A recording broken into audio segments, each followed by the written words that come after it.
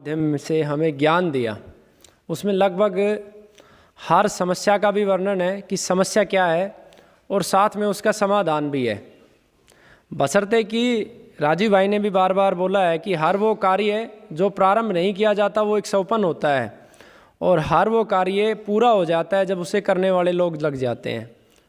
तो आज पुण्यतिथि है भाई राजीव दीक्षित जी की, और क्योंकि मेरा भी उत्तरदायित्व है कि आप लोगों से मैंने अगले 1 वर्ष के लक्ष्य लिए हैं, तो मैं भी, मुझे जो लगता है समस्या तो जिस तरफ से हम देखेंगे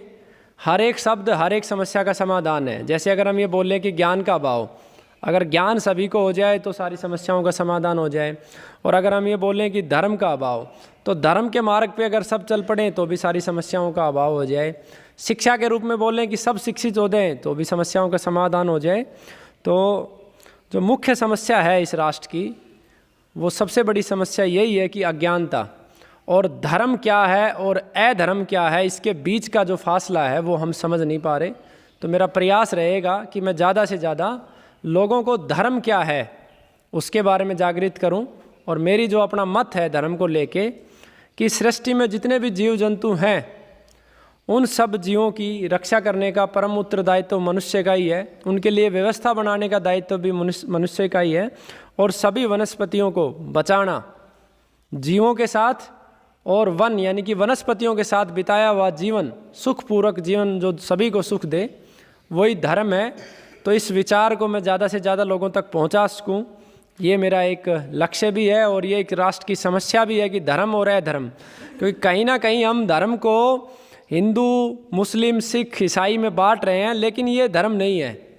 नाम आप कुछ भी रख दो, लेकिन परमात्मा की व्यवस्था जो बनाई है परमात्मा ने, उस व्यवस्था को उसी के अनुसार चलाना जिस अनुसार परमात्मा ने बनाई है। जैसे परमात्मा के विधान है, नियम है, आप कभी देखोगे सूर्य अस्त के बाद पेड़ पौधे अपने आप सो जाते हैं। तो सृष्टि के अधिकतम जीव जंतु वनस्पति ईश्वर के संविधान को, विधान को मानते हैं। मनुष्य ने बाकी जीवों को विवश कर दिया है उनको तोड़ने के लिए, उस नियमों को। तो उस धर्म के मार्ग पर, धर्म की जानकारी मनुष्य को हो और उस धर्म के मार्ग पर चलने का प्रयास करें। मैं भी चलूं और भी चलें, मेरा एक ये लक्ष्य भी है। और अगर संक्षिप्त लक्ष्यों की बात करूं तो अगले 1 वर्ष में हमारा एक जो सोपान है, जिस तरीके से एक ये छोटा मॉडल है कि 2.5 से 3 एकड़ के बीच में प्रत्येक जिले में गुरुकुल हो,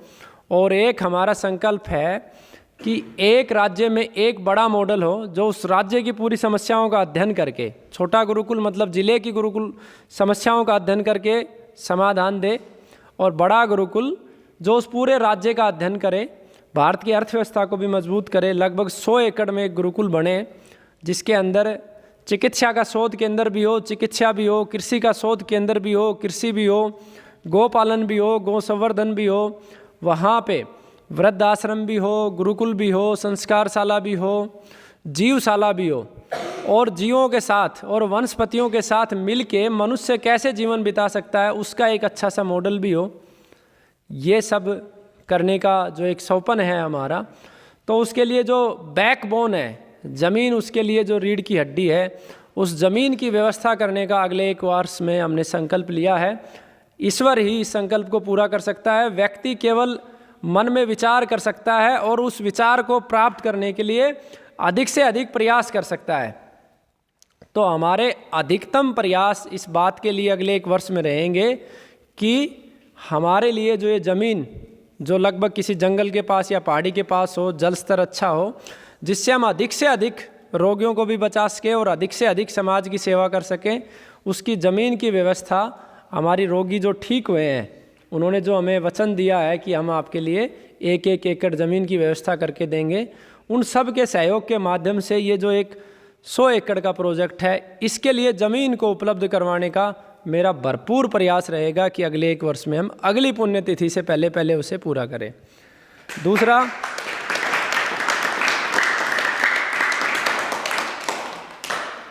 दूसरा जो हमारा लक्ष्य है, हमारे इस संगठन के बहुत ही, मैं कहूँ कि मेरे सबसे राजीव भाई को सुनने के बाद सबसे पहले हमने किसी व्यक्ति को ये बोला था कि आप राजीव भाई को सुनो, तो यानी कि मेरे सबसे मजबूत, सबसे पुराने मित्र और कार्यकर्ता सुरेंद्र भाई हैं। जिनको हमने सबसे पहले राजीव भाई को सुनने के बाद बोला था। तो दूसरा हमारा लक्ष्य ये है कि भारतीय नववर्ष से पहले, यानी कि इस वर्ष 18 मार्च को भारतीय नववर्ष आएगा, उससे पहले पहले जो हमारा ये छोटा मॉडल है, प्रत्येक ज़िले में एक गुरुकुल हो, तो ये 18 मार्च से पहले पहले एक छोटा सा मॉडल वहाँ पे बन जाए, जिसमें 2-3 कमरे भी हों, जिस प्रकार से यहाँ प्रारंभ में ये गुरुकुल बना था, 1-2 कमरे भी हों, छोटा मोटा उत्पाद केंद्र भी हो, एक गोमाता भी हो। तो 18 मार्च से पहले पहले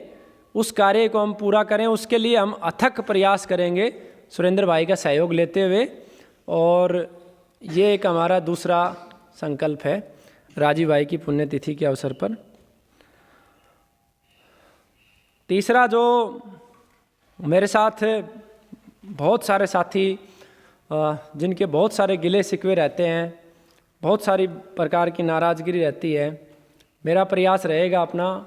कि कोई व्यक्ति मेरे से नाराज़ ना हो, कोई जीव मेरे से नाराज़ ना हो, चाहे वो कुत्ता हो, मोर हो, गोमाता हो, मनुष्य हो, प्रत्येक जीव मेरे से नाराज़ ना हो, इसका भी मैं एक प्रयास करूँगा इस वर्ष में। चौथा, बहुत पहले हमने ये सोचा था कि हम गुरुकुलों में कैसी पढ़ाई हो, कैसा सिलेबस हो, वो आज तक हम नहीं कर पाए हैं, उसके लिए हम क्षमा प्रार्थी भी हैं। लेकिन इस बार मुझे लगता है कि शायद इस बार हम इसको पूरा कर लेंगे, क्योंकि अब परिस्थितियाँ थोड़ी सी सकारात्मक दिशा में चल रही हैं। तो अगले वर्ष राजीव भाई की पुण्यतिथि से पहले पहली कक्षा से लेके और 5वीं कक्षा तक का एजुकेशन का क्या मॉडल हो सकता है जो वर्तमान स्ट्रक्चर को मीट करे। वर्तमान स्ट्रक्चर का मतलब है कि उस बच्चे को हम हमारी बात पढ़ा के और सीबीएसई बोर्ड का भी एग्ज़ाम पास करवा सके और हमारा विचार भी उस बच्चे को दे सकें। इसका अर्थ ये है कि हम वर्तमान सिस्टम को तो चेंज नहीं कर सकते, लेकिन हम क्या चाहते हैं कि मेरा जो बच्चा, मेरा एक पृथ्वीराज चौहान जब यहाँ से पढ़ के निकले, तो जो सीबीएसई स्कूल से पढ़ के निकल रहा उतना ज्ञान भी उसको हो, लेकिन उसका प्रत्येक कदम, प्रत्येक सोच, जब भी वो कुछ सोचे या अगला कदम रखे, तो उसके मस्तिष्क में 3% पूछे गुजे कि मेरे इस कदम से कहीं मेरे राष्ट्र का नुकसान तो नहीं हो रहा है, मेरे इस कदम से कहीं मेरी प्रकृति का नुकसान तो नहीं हो रहा है, मैं नेचर के अगेंस्ट तो नहीं जा रहा हूँ, और मेरे इस कदम से कहीं समाज का नुकसान तो नहीं हो रहा है। वो 3 बिंदु जिंदगी के हर क्षण वो उसके मस्तिष्क में आए जब भी वो कोई निर्णय ले, ऐसा एक सिलेबस तैयार करने का प्रयास रहेगा। उसमें जो है ना, मुझे मुख्य सहायता पूजा, यानी कि जो हमारी धर्मपत्नी जी है, उनकी मुख्य सहायता चाहिए और सहायक के रूप में, क्योंकि मेरे पास समय का बहुत अभाव रहता है। मेरे मस्तिष्क में आइडियाज़ हैं कि मैं पहली कक्षा में, जैसे हमने पहले एक शुरुआत भी की थी, ए अनार जब हम पढ़ाते हैं, है ना, तय त्रिशूल पढ़ाते हैं, तो उसका हमने एक कायदा भी तैयार किया था। मेरे मस्तिष्क में विचार है, उस विचार को पुस्तक पे उतारने के लिए मेरे पास समय का अभाव है, क्योंकि अगर मैं उसमें समय लगाऊंगा तो शायद मैं बाकी चीज़ें नहीं कर पाऊंगा। तो उसे धरातल पे उतारने के लिए मुझे मुख्य सहयोग जो है बच्चों की गुरुमाता और हमारी धर्मपत्नी जी हैं, उनका चाहिए। और दूसरा, संदीप भाई जी, जब ये हमने गुरुकुल प्रारंभ किया था तो ये उसी समय से हमारे साथ जुड़े हुए हैं और निस्वार्थ भाव से और लगे हुए हैं तन मन धन से, इनका सहयोग चाहिएगा। और तीसरा, मनीष है इनके साथ, ये अभी इनसे मैं मिला हूँ, लेकिन इस बच्चे के विचार बहुत अच्छे हैं, एक इनका सहयोग चाहिएगा। इतना निश्चित है कि इन तीनों लोगों ने मुझे रोज़ाना आधा घंटा भी इस काम के लिए दिया, तो ये सिलेबस जो मैं लिखवाऊंगा इनके माध्यम से, वो हर व्यक्ति सोचने पे एक बार विवश जरूर हो जाएगा कि हमें ये पढ़ाना चाहिए।